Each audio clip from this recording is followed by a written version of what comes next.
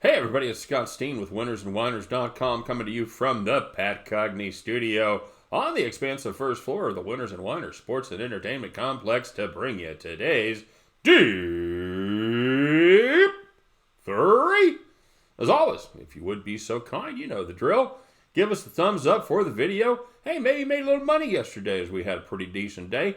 Give us a thumbs up. Think about subscribing to our channel. We appreciate it. You can join about 7,300 of your closest friends in the greatest capping community anywhere on the internet. And of course, let us know what you're playing, man. That's what makes it fun. I'd like to know how you guys are doing out there. Everybody knows how I'm doing. Let's see how you're doing. Give us your best five. Put them in the comment section of the video. We'll grade them out. You get enough of them right, we'll give you a shout out. You get the most right, just like Pat Cogney, 2 days in a row, by the way, you will be our capper of the day. Does Pat keep it going today? Do 3 in a row? Well, hang around. We'll have to see. And, of course, if you want to put more than 5 in there, certainly feel free to do that. Help out your fellow punters and handicappers out there getting it done. Every bit of information is always appreciated in this crew. I know that for real.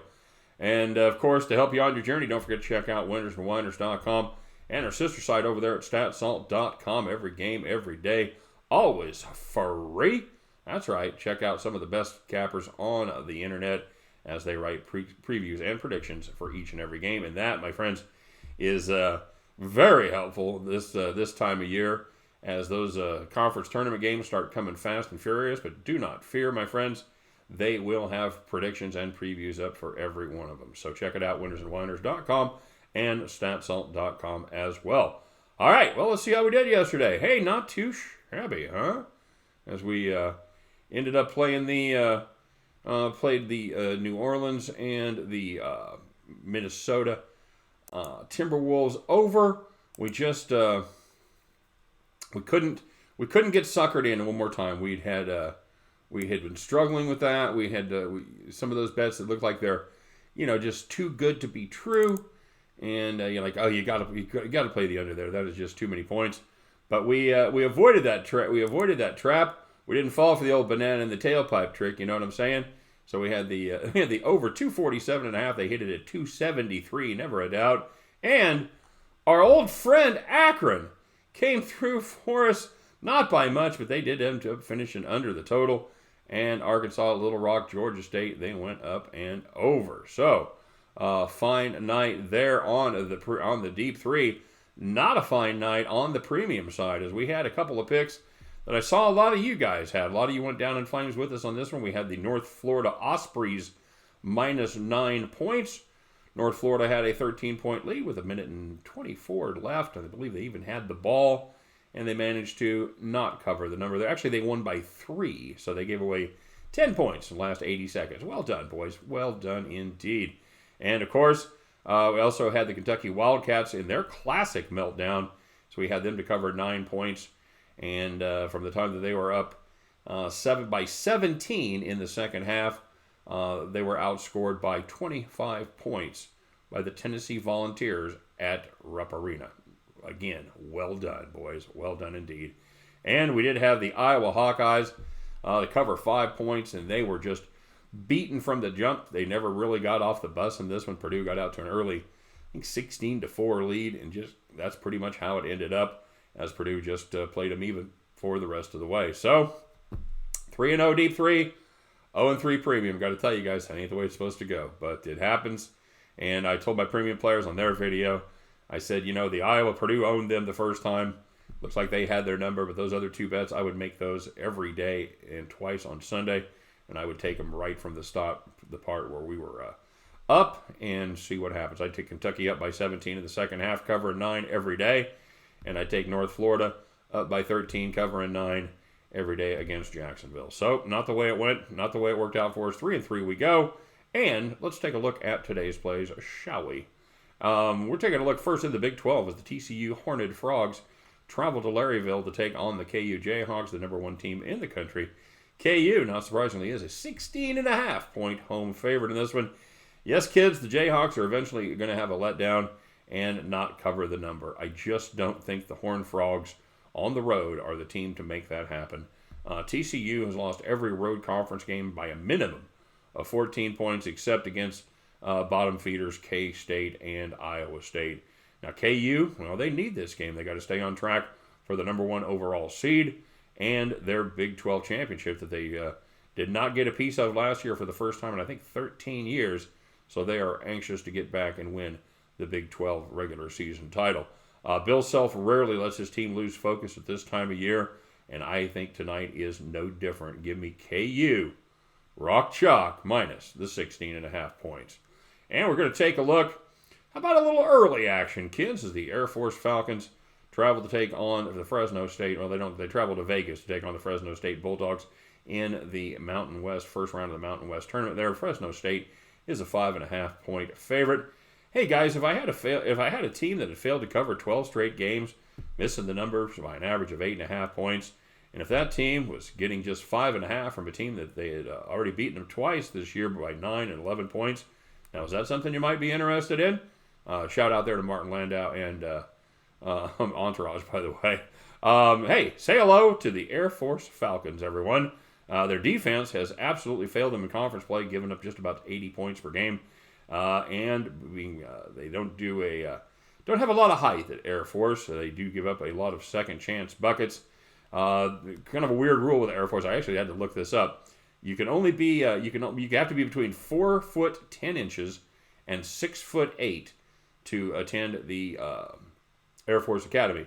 If you are over or under those, if you are correct with your BMI, you can still get a waiver and play. But it's the reason that they usually don't have a lot of guys over 6'8" on the Air Force team. And in fact, they have just one. They have one gentleman that is 6'9". He weighs like 205. Good grief. Air Force, again, not a lot of height.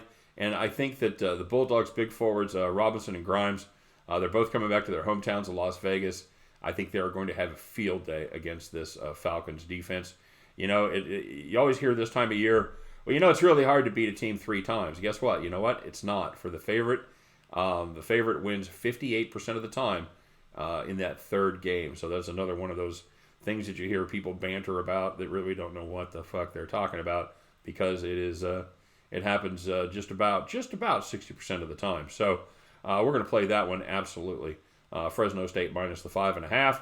And we're going to take a look as the St. Louis Billikens in the Atlantic 10. By the way, whoever put St. Louis in the Atlantic 10 probably never really looked at a map of the United States.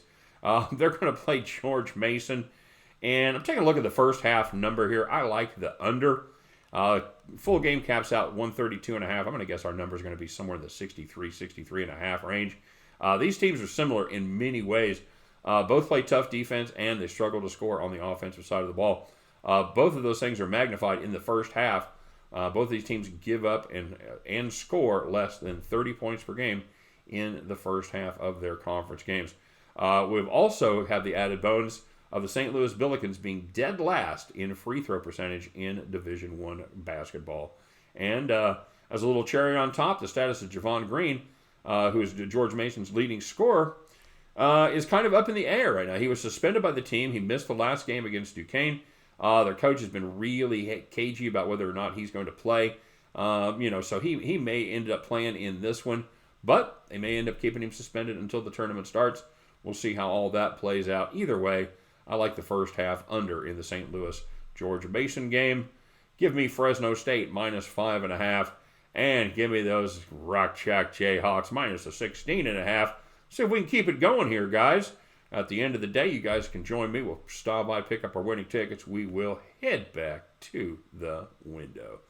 All right, guys, we will put a link for the premium service in the description of the video. If you want to get signed up, now is the time, as we're going to be having a lot of fun with the conference tournaments. We'll have plays coming out during the day as the lines get made and adjusted.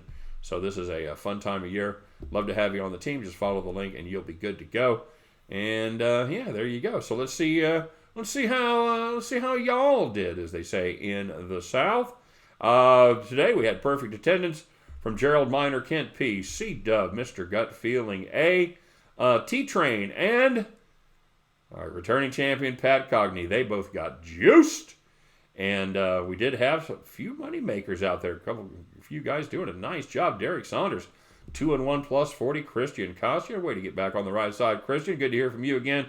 3-2 plus 80. The Legion of Picks, 3-1 plus 190. The astute Aardvark perfect sheet on the day, 3-0 plus 300. Speaking of perfect sheets, how about the old Hammer and Hank? Hammer and Hank, Henry, nice job, buddy. 2-0 on your straight plays. Put those together for a parlay. Hey, guys, that's going to add up to about plus 460 on the day. Well done, my friend.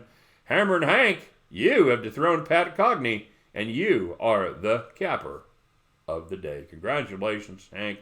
Well done, my friend. Well done indeed. Congratulations. The rest of you guys, you know what? We're going to have a lot of basketball to watch today, so we'll meet up tomorrow. We'll talk all about it. You can hear me bitch about my bad beats, and then we'll talk about maybe having our little bit of those fat stacks, if you will. And then it's going to be Thursday. It's going to be more conference tournaments. Man, let's dig in and have some fun. Where else would you rather be? We'll be picking them up and putting them down, doing our thing, and firing them up and doing it all one more time, all right? You guys have a great day. Good luck on all of your plays today. Thanks for watching. Of course, we couldn't do it without you. I'd just be a fat guy in a room talking to the walls without all of you. So thanks very much for being part of the family, all right? You guys have a great day. Hope you win them all, and I'll be looking for you back at the window. Take care, everybody.